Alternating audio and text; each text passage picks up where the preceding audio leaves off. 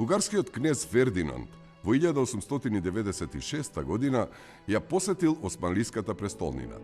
Таму се сретнал и со српскиот пратеник во Цариград Владан Ѓорѓевиќ, кој добро ја познавал состојбата во Османлиска Македонија.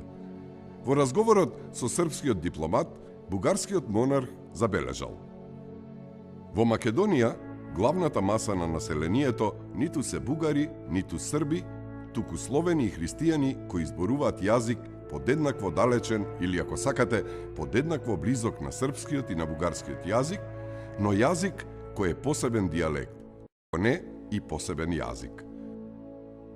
Процеси кои што укажуваат дека полека забавено да се формира македонската нација, со многу, да речеме, преодбеници, други интелектуалци во Македонија, меѓутоа, она што е позначено, што тоа го прифати и го призна и оние кои што го негира постоењето на македонците како посебен славенски елемент.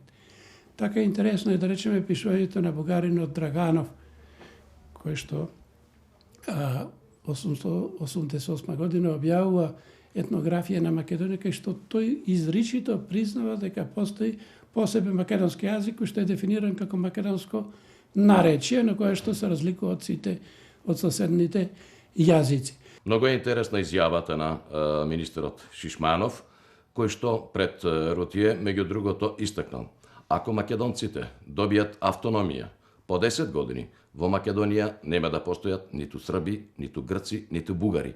Едноставно ќе постојат македонци.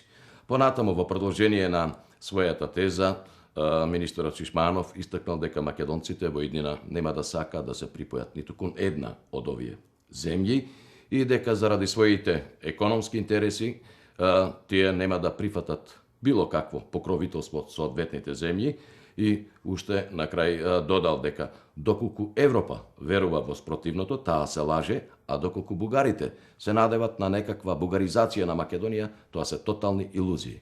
Големиот бугарски интелектуалец, фолклорист, историчар на литературата и политичар Иван Шишманов во 1903 година се сретнал со францускиот публицист, книжевник и новинар Гастон Рутие, кој ја посетил Македонија по Илинденското востание.